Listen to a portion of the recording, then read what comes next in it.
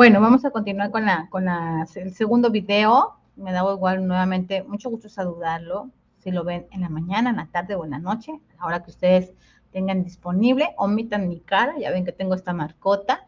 Bueno, me encuentro trabajando y aquí tengo que portar el cubrebocas. Ahorita me lo quité tantito para grabar este video y que ustedes puedan verlo perfectamente bien. Vamos a continuar con el estudio del matrimonio, que era lo que estábamos analizando en video anterior. Pues vamos a continuar con el estudio de esta situación jurídica, ¿no? Muy bien. Precisado cuál es el concepto jurídico del matrimonio, ¿verdad? ¿Cuál es su origen histórico? Ahora vamos a revisar cuáles son los requisitos del matrimonio para el estado de Chiapas. Claro está. Entonces, tengo yo que traerles definitivamente el Código Civil para el estado de Chiapas. Ustedes lo van a empezar a ver por ahí. Voy a ampliar la pantalla para que lo puedan leer muy bien. Déjenme constatar si ya lo están viendo. Ok, de acuerdo. Entonces, ¿cuáles van a ser los requisitos para contraer el matrimonio?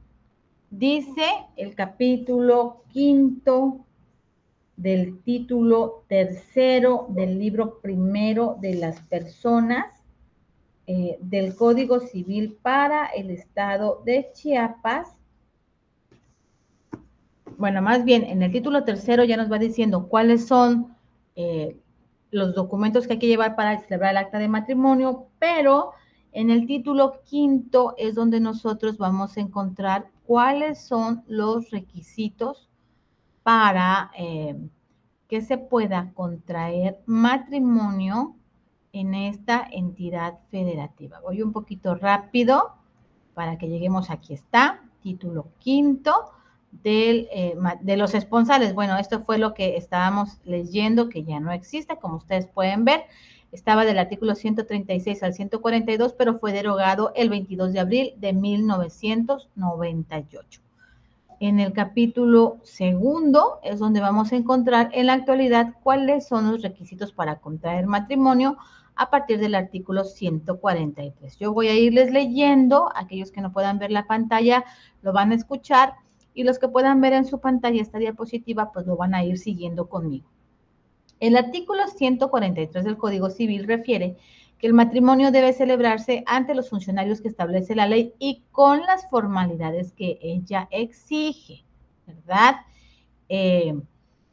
Como ustedes pueden ver, hay una anotación aquí en el artículo 143 que refiere, que es muy importante, que el 11 de julio del año 2017, el Pleno de la Suprema Corte de Justicia de la Nación, en una acción de inconstitucionalidad promovida por la Comisión Nacional de los Derechos Humanos, declaró la invalidez de una situación que se contenía en ese artículo, por lo cual ustedes cuando si compran un código civil de los que vienen, por ejemplo, en un formato por escrito, ya no lo van a encontrar. Pero antes decía este artículo 143, que el matrimonio debe celebrarse ante los funcionarios que establece la ley y con lo que ella exige. Bueno, perdón, en la actualidad así ustedes lo pueden leer. Pero anteriormente decía, bueno, anteriormente no decía, yo estoy equivocada. La declaratoria de la invalidez que les estoy explicando está en el artículo 144. En esta declaratoria de validez, antes se decía que una de las condiciones del matrimonio era la perpetuación de la especie, o sea, tenían que casarse para procrear, que era una situación que yo les explicaba en el video pasado. Esta declaratoria de inconstitucionalidad que emite la Suprema Corte de Justicia de la Nación señala que esta situación de procrear hijos como una obligación del matrimonio para mantener la especie humana no es constitucional. Entonces, ahora ustedes cuando lean este artículo 144 tendrán que leer cualquier condición contraria a la ayuda mutua que se deben los cónyuges se va a tener por no puesta. Pero esto que está aquí subrayado definitivamente ya no se tiene en cuenta. Si ustedes compran un código actual seguramente ya no va a venir incluida. Entonces, ténganlo bastante en consideración.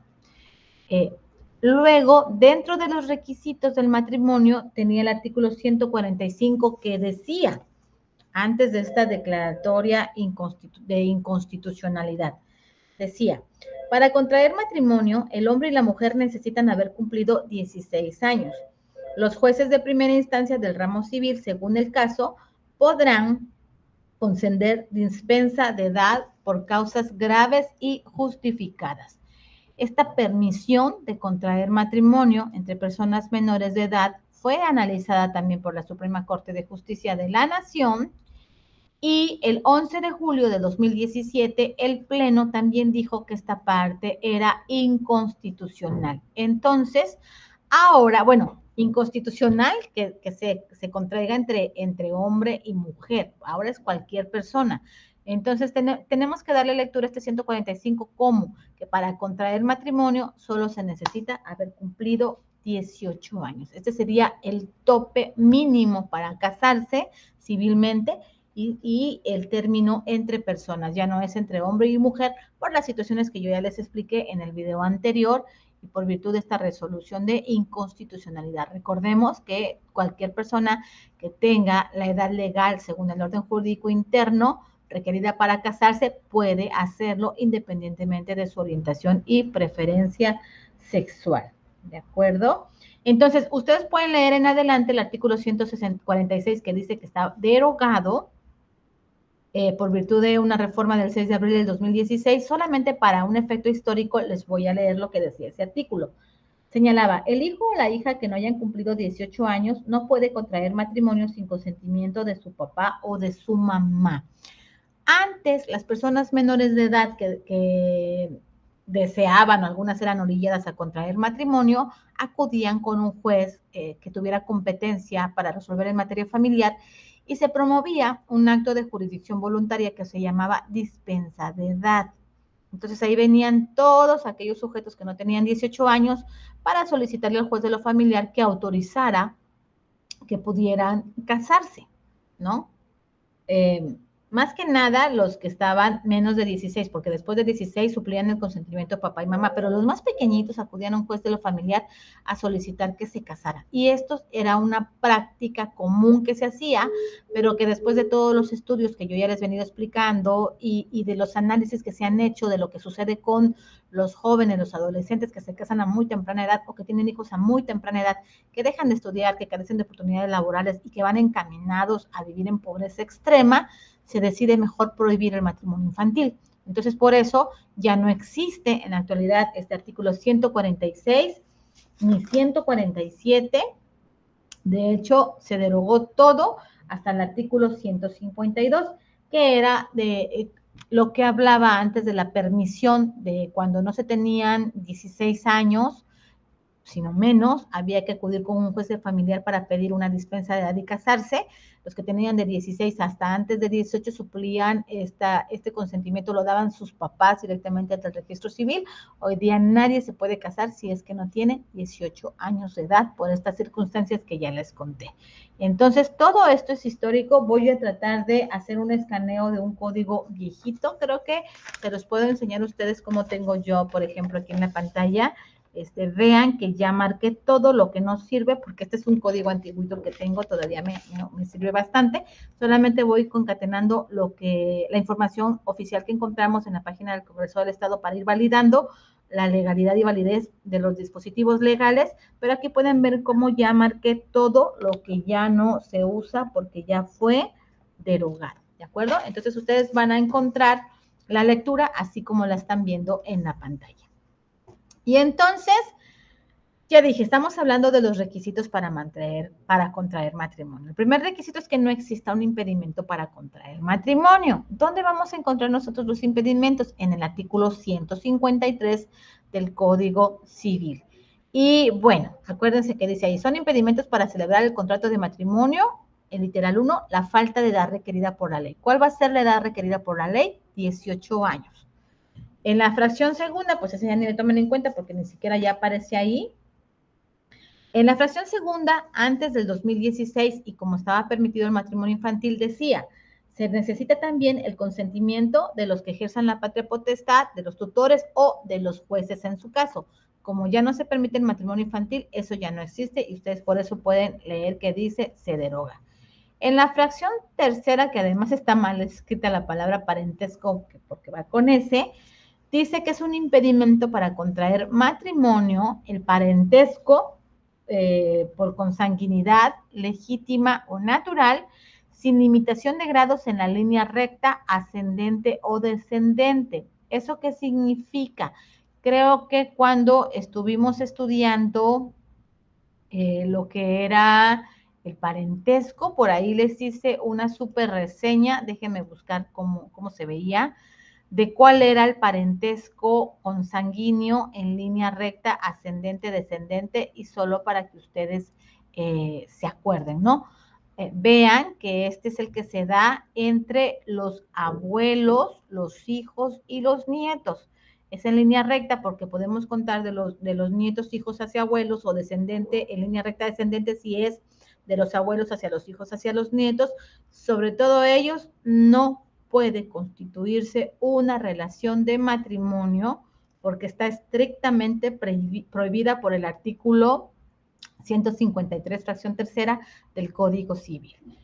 Y en la línea colateral, que es la que estudiamos nosotros, esta que ven con las flechitas hacia los lados, o transversal, que podría ser entre los tíos, entre los primos hermanos, nosotros encontramos también este impedimento que se extiende a los hermanos y medios hermanos en la colateral desigual y a los tíos y sobrinos siempre que estén en tercer grado y no hayan obtenido dispensa. Bueno, la dispensa ya va a ser muy difícil que se obtenga, pero en parentesco consanguíneo vamos a ubicarnos en el 153 fracción tercera para saber quiénes no pueden contraer matrimonio.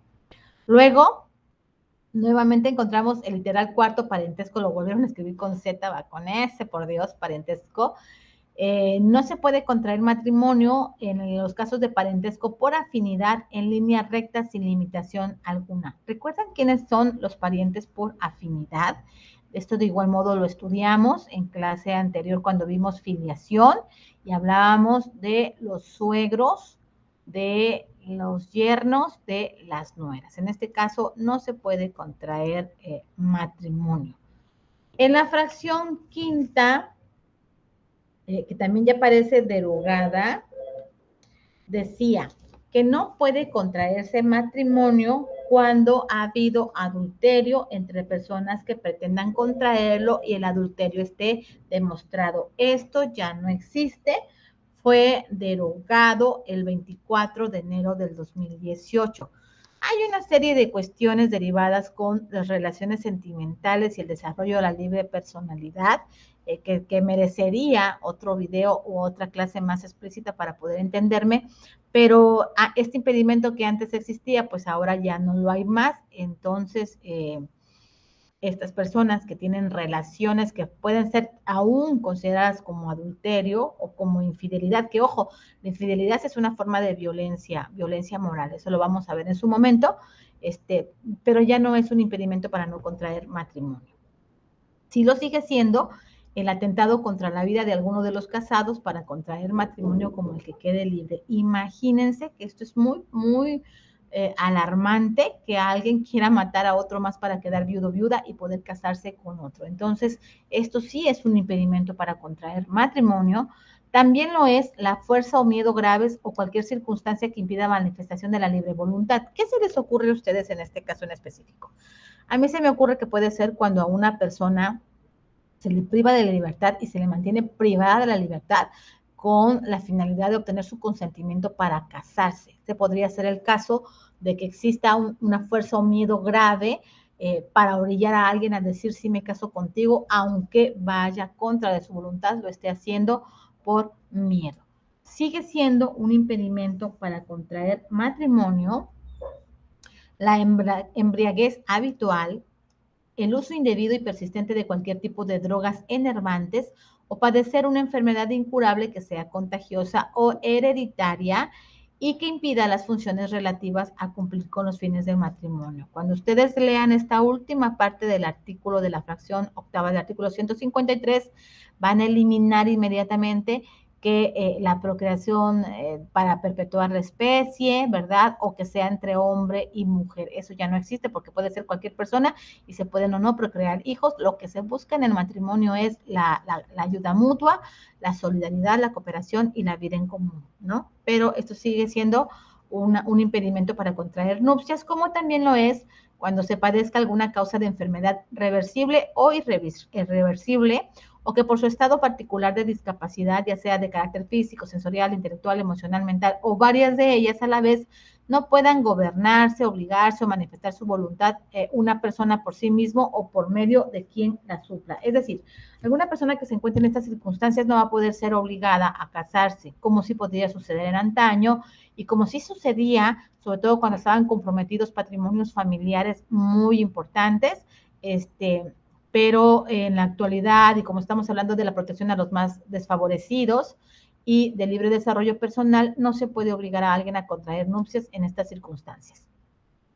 También es una causa de impedimento que subsista un matrimonio anterior con una persona distinta con aquella con quien se piense casarse nuevamente.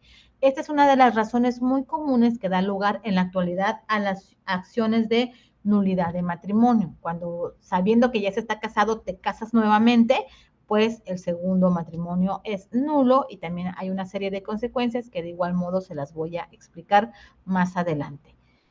Una causa, y ojo, pongan mucha atención en esta causa de impedimento para casarse, va a ser la violencia ejercida durante el noviazgo por una de las partes hacia el otro o por los dos. De esto ya hemos platicado, que deben tener mucho cuidado en sus relaciones de noviazgo de no repetir o exteriorizar patrones de conducta estereotipadas donde la mujer sea menos que el varón o tenga menos derechos que el varón, ¿no? Y que dé lugar a una serie de actitudes que tengan por efecto ocasionar daños, lesiones, daño emocional, daño psicológico, incluso con el abuso sexual durante el noviazgo. Si esto todo sucede, no te pueden obligar a casarte. Es una causa de impedimento, la violencia ejercida durante el noviazgo por una de las partes hacia el otro o por las dos, ¿de acuerdo? Tampoco puede contraer matrimonio el adoptante con el adoptado o con sus descendientes mientras dure el lazo de la adopción. ¿Por qué razón? Porque la adopción, ya les dije yo, constituye una forma de parentesco, el parentesco civil, entonces, y se da con las mismas relaciones como si se tratase de una relación biológica entre padres e hijos. Entonces, si no se pueden casar padres, madres con sus hijos, hijas, tampoco se pueden casar adoptantes con las personas adoptadas. Eso es una causa de impedimento. El artículo 155 ya no tiene vigencia, ni el 156 ni el 157. Y en el 158 se señala ya nada más un requisito para que adquiera validez el matrimonio que se contrae en el extranjero. Las personas que se van a Estados Unidos o cualquier otro país que allá se casan con las normas jurídicas de aquel país, su acto jurídico va a adquirir vigencia y validez al interior de la República Mexicana. ¿De qué modo? Así como ustedes pueden leer, que se transcribe por el legislador en el artículo 158. Perdón, voy a tomar un poquito de café. Café de eso conozco que es el mejor. Señala el artículo 158. Tratándose de mexicanos casados en el extranjero y que fijen su domicilio en el Estado, dentro de 3 meses de llegados a la República deberán transcribir el acta de matrimonio en la oficina correspondiente del registro civil, si antes no se hubiera hecho en otro lugar de la mencionada República. Los efectos civiles de esta transcripción serán retrotraídos a la fecha del matrimonio si se hace dentro de los 3 meses, en caso contrario, desde el día en que se haga la transcripción. ¿Qué pasa si en esos 3 meses no se hace la inscripción del acta del matrimonio contraído en el extranjero? No pasa nada, van a venir a México, van a inscribirlo en el registro civil de su localidad, pero ahí va a haber una situación complicada en cuanto al estudio de los efectos del matrimonio en México, porque señala nuestro código que van a comenzar desde el día en que se haga la transcripción. Claro es que cada caso es diferente y en cada caso en específico hay que hacer el estudio o el análisis de las condiciones jurídicas sobre las consecuencias que esto implique para no dejar sin derechos o por lo menos para otorgar igualdad de derechos entre los consortes. ¿Qué sucede? Lo más frecuente que nosotros vemos en la práctica jurídica es que se casen en los Estados Unidos de América o de Norteamérica y vienen a México, traen su documento que tiene que cumplir con requisitos de validez dentro del Estado mexicano a través de un tratado internacional que se llama que es acerca de la supresión de legalización de documentos públicos extranjeros y que da lugar a que en esta clase de documentos se emita otro que se llama apostilla, que está fijada por la convención misma y que traiga la traducción. Entonces ya con estos requisitos la gente viene, va al registro civil, inscribe su acta de matrimonio y ya le dan un formato de acta mexicana y va a surtir efectos, así como nos dice el artículo 158 del Código Civil. ¿De acuerdo? Ahora nos vamos a regresar al artículo 73, me parece, para saber qué sucede durante el acto mismo que se va a celebrar el matrimonio. Bueno, este artículo señala que cuando las personas ya van a decidir formalizar civilmente su unión, tienen que acudir como primer requisito solemne ante el oficial del registro civil del domicilio de cualquiera de ellas. Esto significa, pues, que si el matrimonio no se celebra por un oficial del registro civil con nombramiento vigente, que tenga todas las facultades que le concede el Estado por parte de quien esté autorizado para concederle esta situación, no va a existir el matrimonio. Entonces, siempre se va a celebrar ante un oficial del registro civil. Y van a llegar a este servidor público y le van a decir los nombres, apellidos, edad, ocupación y domicilio de los pretendientes como de sus padres, si fueran conocidos. Y también, si alguno de estos personas ha sido anteriormente casado, el nombre de la persona con quien se celebró este matrimonio, cómo se disolvió y la fecha de disolución. La disolución del matrimonio, como vamos a ver en clase adelante, se va a llevar a cabo por nulidad, si es que ocurriera alguna causa que no le diera el efecto pleno al acto jurídico del matrimonio, pero también puede disolverse por divorcio o por muerte, que es la causa natural por la cual termina el matrimonio. Van a manifestarle al oficial del registro civil que no tienen impedimento para casarse. ¿Cuáles? Estos que acabamos de leer, ¿no? Que también se encuentran contenidos en esta norma jurídica sustantiva. Y lo más fundamental es la expresión de que es su voluntad de unirse en matrimonio. El consentimiento pleno y libre es un requisito esencial del matrimonio. Y esto se va a hacer por escrito, no van a hacer ellos una carta, ya hay formatos establecidos en el registro civil.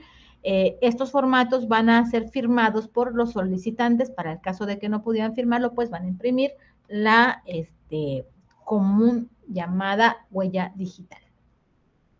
Y a ese escrito, dice el artículo 79, se va a acompañar copia certificada del acto de nacimiento o de la cédula de identificación personal de cada uno de los pretendientes. Generalmente les van a exigir copia certificada del acta de nacimiento. También va a exigir el oficial del registro civil la declaración de 2 testigos mayores de edad que conozcan a los pretendientes y a quienes les conste que estos pretendientes no tienen impedimento legal para casarse, ¿no? Van a ser 2 testigos que conozcan a los 2 y si no los conocen a los 2, 2 por cada uno. Un certificado que sea firmado por un médico que esté autorizado por la Secretaría de Salud, desde luego, en la que bajo protesta de decir verdad se manifieste que los consortes no padecen sífilis, tuberculosis, ni enfermedad alguna crónica e incurable que sea además contagiosa y hereditaria. ¿Cuáles serían estas enfermedades contagiosas y hereditarias? Me parece que una de estas es la denominada hemofilia, que es un trastorno por la cual no coagula la sangre, ¿no? Y que trae imágenes desastrosas. Por ejemplo, alguien que yo me recuerde que tuvo hemofilia en la antigüedad pues justamente fue el desaparecido Zarevich Alexei Romanov. Voy a compartir una pantalla, que están algunas fotografías de él.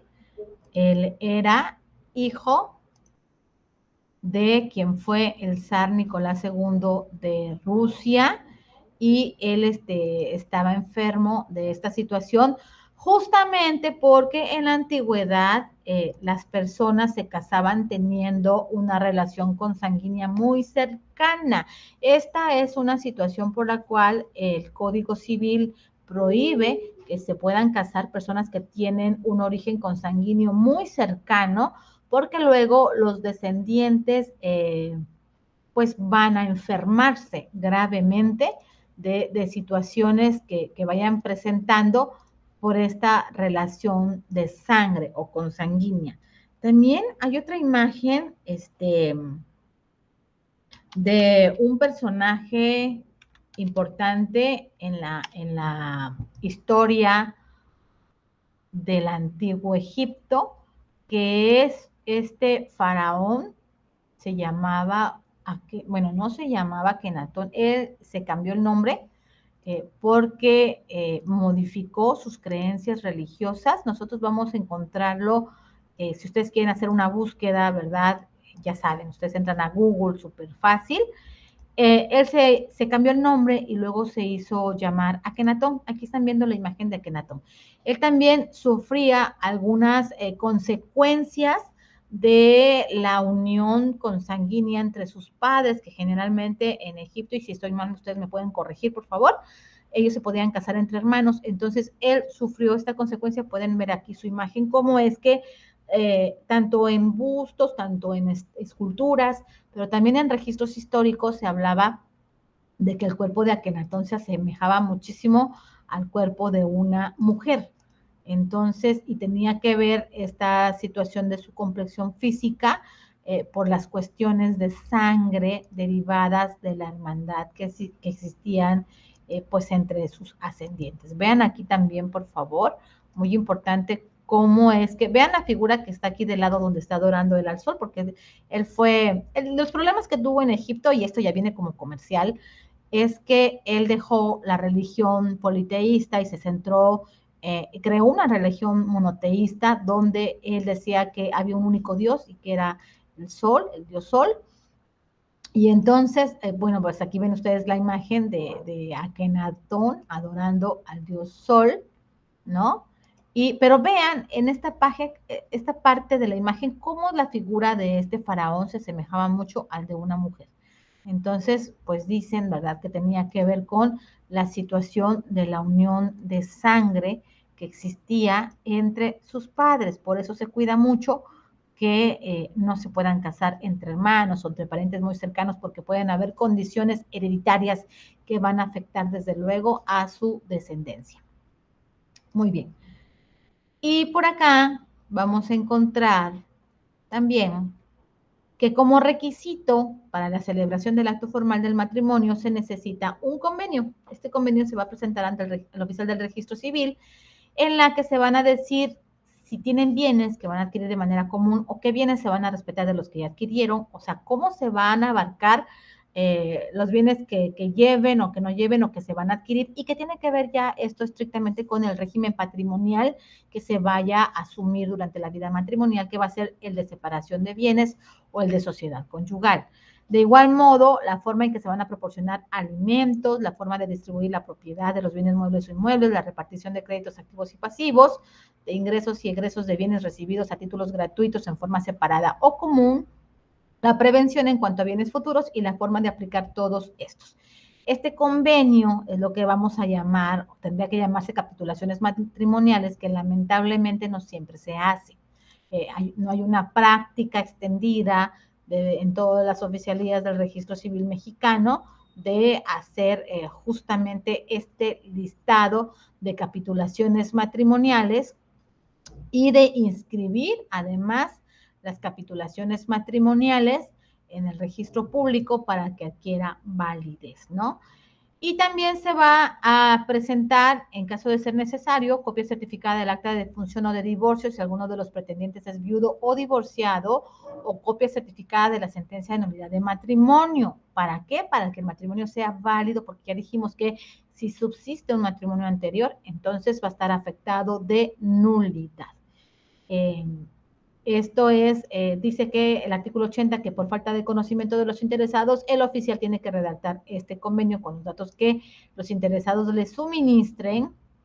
Y entonces, el oficial del registro civil a quien se presente esta solicitud de matrimonio y que ya haya llenado los requisitos anteriores, va a hacer constar que los pretendientes y reconocen ante él y por separado sus firmas, las declaraciones de los testigos que son válidas y que las ratifican ante el oficial del registro civil bajo protesta de decir verdad. Y qué chistoso es esto, porque fíjense, se lleva la solicitud del matrimonio y el registro civil les da una cita para la ratificación, y cuando se hace la ratificación de la solicitud de matrimonio es cuando realmente decimos que ya se casaron o que ya firmaron el acta. Es esto la ratificación del matrimonio. Aquí dice el artículo 82, el matrimonio se va a celebrar dentro de 8 días siguientes en el lugar, día y hora en que señala el registro civil.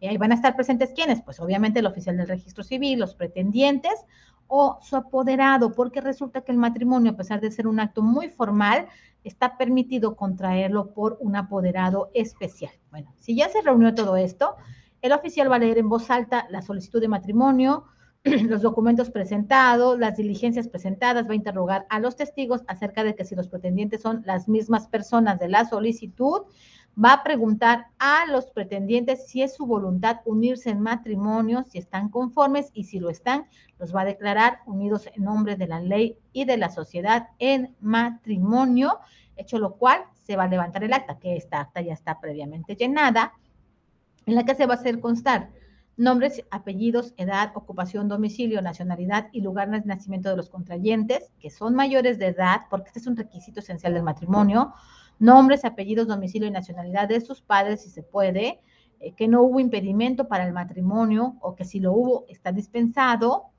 que la declaración de los pretendientes de ser su voluntad de unirse en matrimonio, esto lo de la dispensa, omítanlo porque ya dije que la minoría de edad ya no puede haber un matrimonio con personas menores de edad. Entonces, digamos que no hubo impedimento para el matrimonio. Luego, el oficial va a hacer constar la declaración de los pretendientes de ser su voluntad de unirse en matrimonio y de haber quedado unidos. Como ustedes pueden ver, se reitera una y otra vez el consentimiento libre de los consortes. Y entonces ya va a decir el oficial solemnemente que en nombre de la ley y de la sociedad los declara unidos en matrimonios, va a expresar si el régimen por el cual lo contraen es de sociedad conyugal o de separación de bienes. Si no se señala nada de esto por omisión de los contrayentes o por omisión del oficial, entonces vamos a tener por hecho de que se casaron bajo el régimen de sociedad conyugal, porque así lo dispone la fracción séptima que estamos leyendo en la ley. Va a señalarse en el acta los nombres, apellidos, edad, nacionalidad y domicilio de los testigos y que se cumplieron estas formalidades. Entonces el acta ya la va a firmar el oficial del registro civil, los testigos, las demás personas que hubieran intervenido. En este caso se acostumbra mucho todavía en nuestra localidad las firmas de los padres de los contrayentes o sus huellas digitales, y pues así es como queda ya celebrado y confeccionado el matrimonio, y así empieza la vida en común de un par de personas que acuden ante este oficial a decir que quieren quedar casados. Vamos a dejar este video por aquí y continuamos con la siguiente explicación en un próximo video.